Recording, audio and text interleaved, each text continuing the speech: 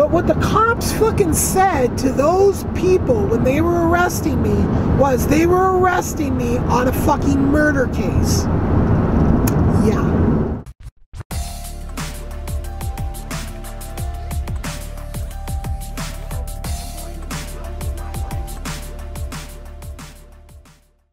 I was at the 1201 Club living with the escort girl. And I was down there one night just having some food. I lived right next door to it for a while, and I really liked the place. And they would make me, my drink back then was a old fashioned, which was a whiskey drink. And if you really do it right, it really does have some complexity to it. It's like a muddled orange and I haven't drank hard alcohol in a long time, so I don't really remember all that shit. Anyway, I'm there one night, and I say to the bartender, "Can you call me a cab, please?" I think I had gone back and forth with this girl. Maybe not. We may have had like a little mini conversation at one point or something, over something random. So anyway, I say, and she's like, "Oh, you leaving? You need a ride?" I'm like, "Okay." And I'm like, I'm going like way out here to freaking Southwest. And she's like, "Okay." Jump in the car, going down the street, and she's like, "My place is just right over here." Needless to say, that was the start of a relationship that lasted way longer than it should have. It was a bad relationship overall. Just too many bad things happened and not enough good things happened. I mean, it was really a relationship of convenience, like I needed insulation from, like I couldn't rent places, I couldn't lease, I had warrants and shit. They ran your name for leases, so it was one of those situations where, oh, hey, here's a chick, I can live with her, awesome.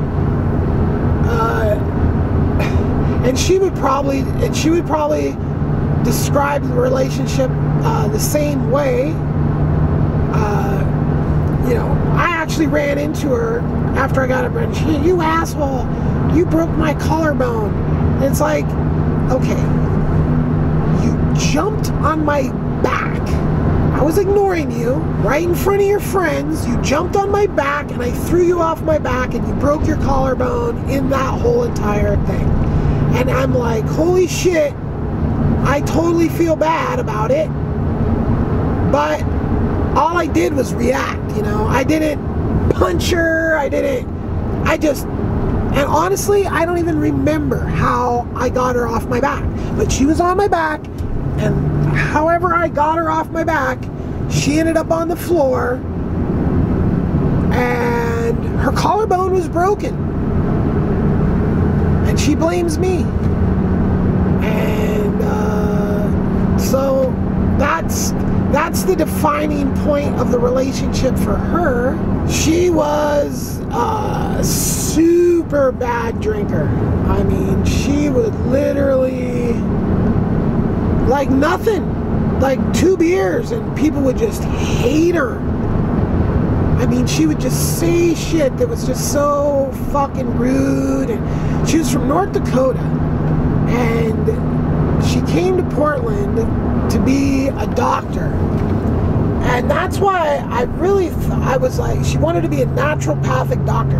And that was like so cool to me. And she was in college. But, she was the second girl that I started dating before she became a stripper.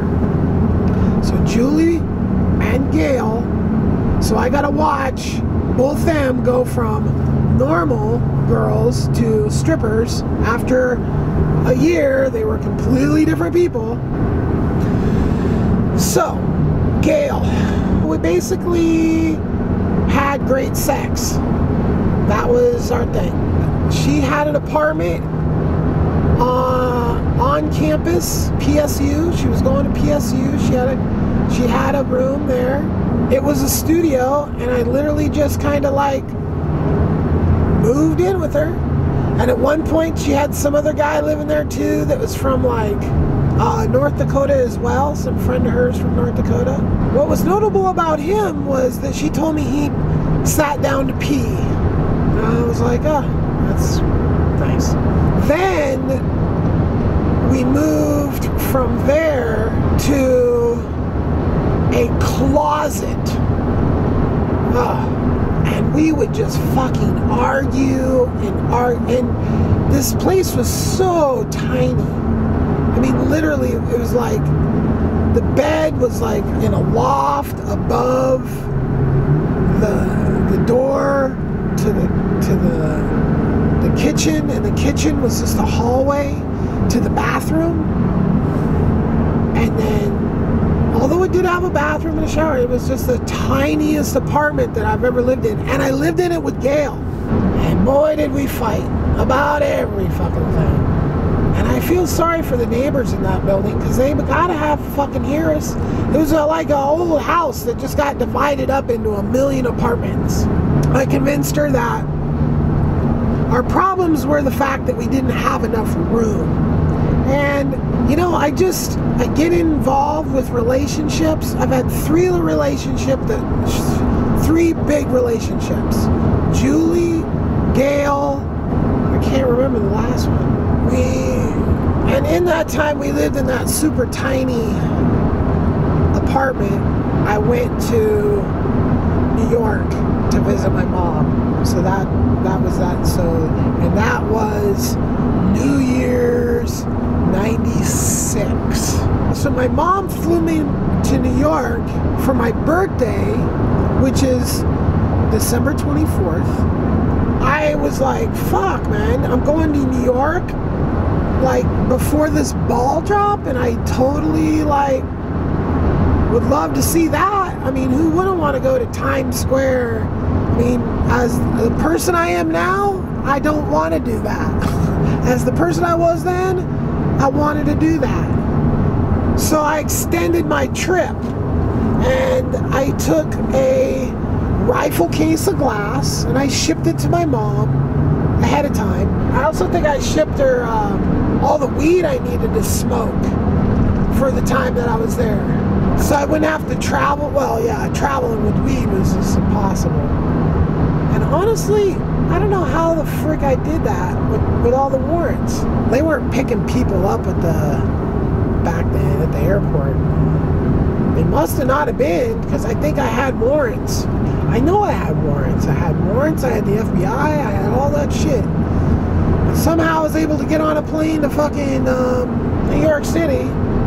I get to New York and I go pick up my glass and my weed, because I had it sent to a post something. I don't remember exactly. I go to New York, I extend my trip. I spend most of my trip trying to sell these pipes, going to all the different smoke shops all over New York, which was kind of cool. And then my mom took me to the worst movie I ever saw. I mean, fuck, it was horrible. It was some Jimmy Maguire or some shit. I don't know. And then we went and saw the Statue of Liberty from afar. We didn't go out to it. We went to Central Park. Pretty much it. So she had me planned for this amount of time, and like, I don't think I told her that I changed my flight. She had me staying like, I don't remember how many extra days I ended up adding on to my trip, because I was already there, I think, a few days past my birthday, but New Year's is a full week later. So I think my mom was like, I went from 4 days to 10 days or some shit. So she was just sick of me. But what really sucked was, I'll never forget this, I had the lox, cream cheese lox bagel at the Soho Kitchen in Greenwich Village, New York, and it gave me food poisoning. It gave me fucking vicious food poisoning right over the New Year's. So I didn't even get to go to see the ball drop. And I was just sick. My mom had a studio. I was there for all this extra time, and she was, and at the time she had a black boyfriend, and I think she was freaking, she didn't want to introduce me to her black boyfriend. I think because she realized that she wasn't going to have it forever, so what was the point of bothering to introduce me to her boyfriend that she was just having while she was in New York. I guess maybe they dated for like 10 years though, but still, you know, that's like my mom's average, 10 years. My average is 3. The Soho kitchen got me food poisoning, and so I didn't get to see the ball drop. But I did sell all my glass. Another funny part about the trip to New York is I was just cruising around New York, you know. Oh, this is New York, and I'd walk around and smoke joints and just check it out, you know. And I see a sex shop, and I'm like, oh shit, there's got to be some freaky shit in there, because this is fucking New York City, right? I go in there, and everything's from fucking Portland, Oregon, Spartacus. Hilarious. So Portland was way kinkier than fucking, because I had been in Spartacus, checked out that shit. Gail, I tied Gail up on a few occasions, and then the rope disappears.